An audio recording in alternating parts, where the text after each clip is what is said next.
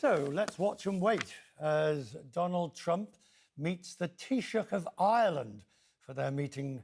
The Prime Minister, Micheál Martin, was invited to the White House. It's a long-standing tradition to be in Washington on St. Patrick's Day. I always think it's a bit strange, actually, that the leader of Ireland goes to Washington on the most important day in a sense. But anyway, while he's there, he's likely to face questions about the country's trade imbalance with the United States, along with, of course, EU sanctions against US companies because of benefits they've gained in Ireland. Apple is being the example. Donald Trump's threatened to address the problem, a 25% tariff on EU products, a tariff on pharmaceuticals, which would help Ireland, as the world's all top drug makers have major plants there. Myles O'Grady is the Bank of Ireland's chief executive. It's the Commercial Bank of Ireland, not the central bank, just so that, maybe you'd like to be the central banker, but you're not. So we'll stick with the commercial world. How worried are you that Irish business is ready for, and indeed your own bank is ready, for a slowdown as a result of tariffs?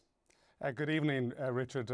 It's good to be here. I mean, I'm in New York this week to meet our shareholders and meet our corporate clients and to talk about the very strong financial performance of Bank of Ireland and indeed a very positive outlook out to 2027. And I say that to you because the Irish economy is in a strong position.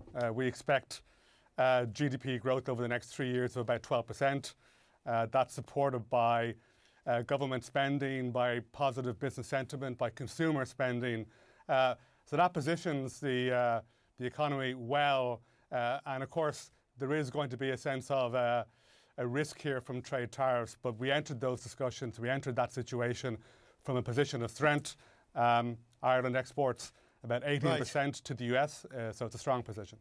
Do you fear that you're going to get, or there's a potential for getting clobbered, in a sense, being blamed? I think of the Apple and the tax and the fines that were put on as a result of benefits that were given in Ireland. And, you know, there's a lot to be discussed and debated about that.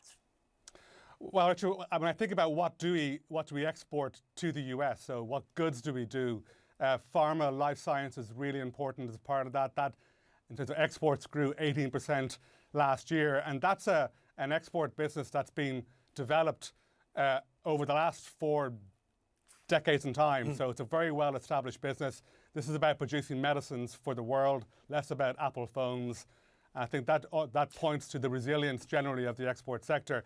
Should say as well, of course, that it is true Ireland does export more goods to the US, but of course we import more services. And overall, we have a net deficit of about 90 billion. Foreign direct investment is really important to the Irish economy, and we value it very much indeed.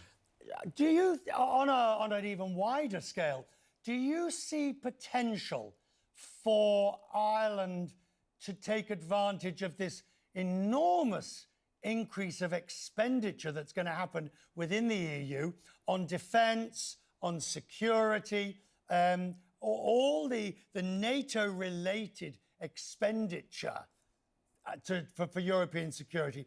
Can Ireland somehow take part in that? Well, I think firstly it's good to see the European Union coming together as it should do, given the events that are occurring across the globe. And certainly Ireland, as an economy, you know, Europe is our biggest trading partner. So for sure, growth in Europe can only be good for growth in Ireland. But again, we look after all of our trading partners, whether that's Europe, the UK indeed, and indeed the US.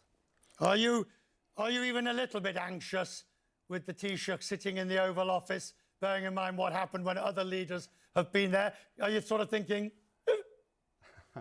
Well, you know, Richard, our Taoiseach Micheál Martin is an accomplished, very experienced senior leader, and I've no doubt he'll point out the very strong relationship that Ireland has with the US, and we certainly want that to continue, both for trade, for investment, but of course much more than that as well.